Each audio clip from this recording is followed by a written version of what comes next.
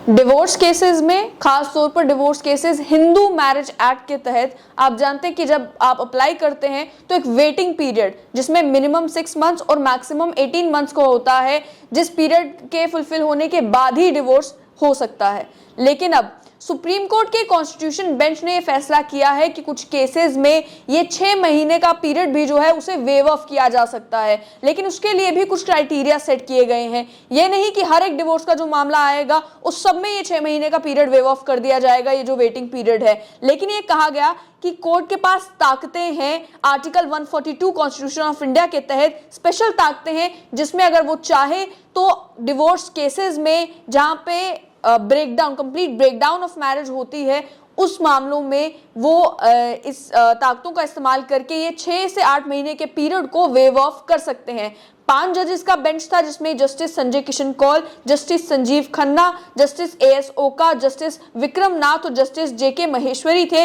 जिन्होंने कहा कि सुप्रीम कोर्ट आर्टिकल 142(1) जो कॉन्स्टिट्यूशन का है उसका इस्तेमाल करके दो पार्टीज के बीच में अगर म्यूचुअल कंसेंट से डिवोर्स हो रहा है, यानी कि पति की भी मर्जी है पत्नी की भी मर्जी है डिवोर्स की, तो इन म्यूचुअल कंसेंट के मामलों में इस 6 महीने के पीरियड को वेव ऑफ कर सकती है, यानी कि आपको 6 से 8 महीने तक इंतजार करना नहीं पड़ेगा। अभी तक ये जो 6 महीने का मिनिमम और मैक्सिमम 18 महीने का पीरियड रखा गया था, ये पीरियड था कूलिंग ऑफ पीरियड, जिसको मैंडेटरी कर रखा था लेजिस्लेचर ने इस बात के लिए कि अगर रिकंसिलिएशन की कोशिश करनी है, यानी कि पति पत्नी चाहते हैं कि आपस में किसी ना किसी तरीके से रिश्ते को सुधारा जा सके, उसकी कोशिशों के लिए समय था, या फिर जो डिस्प्यूट्स डिवोर्स के बाद बनते हैं, चाहे वो एलिमनी के हो, यानी कि जो मेंटेनेंस के पैसे होते हैं, या जो बच्चे की कस्टडी है उसके मामलों में, या प्रॉपर्टी शेयरिंग के लिए, या अन्य जो डिवोर्स के बाद पैदा होने वाली परेशानियां या कॉम्प्लिकेशंस होती हैं या प्रॉब्लम्स होती हैं, उनका सोल्यूशन ढूंढने के लिए ये पीरियड रखा गया था।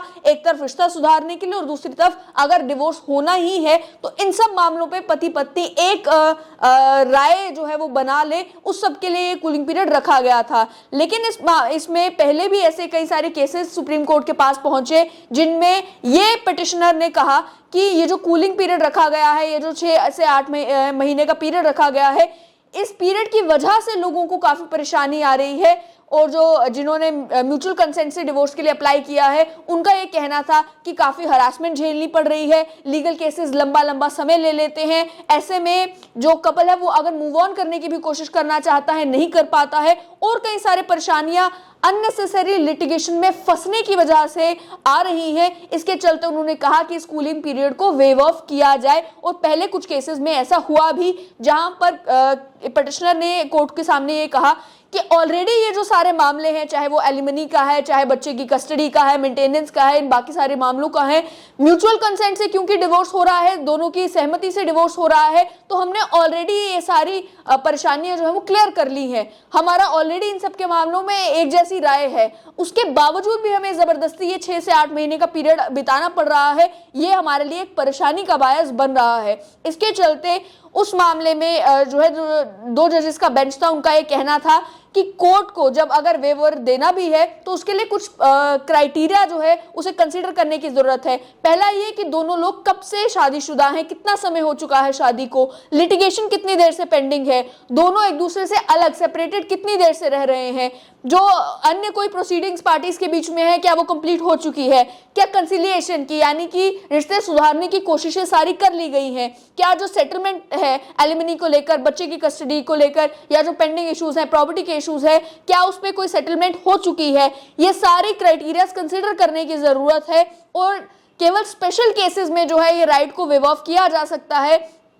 जहां पर लोग कोर्ट पहुंचे और ये कहें कि हम म्यूचुअल कंसेंट से, आपसी सहमति से डिवोर्स करना चाहते हैं, सारी चीजें हमने ऑलरेडी तय कर ली है, और रिकंसिलिएशन की, रिश्ते सुधारने की कोशिश भी कोई काम नहीं आई है, हम अलग होना चाहते हैं। ऐसे केसेस में कई सारी केयर और कॉशन के बाद सुप्रीम कोर्ट का ये कहना है कि इस 6 से 8 महीने के पीरियड को वेव ऑफ किया जा सकता है। लेकिन ऐसा नहीं है कि हर एक मामले में होगा, उसके बावजूद भी एक काफी इंपॉर्टेंट जजमेंट है जो सुप्रीम कोर्ट ने इस मामले में दी है।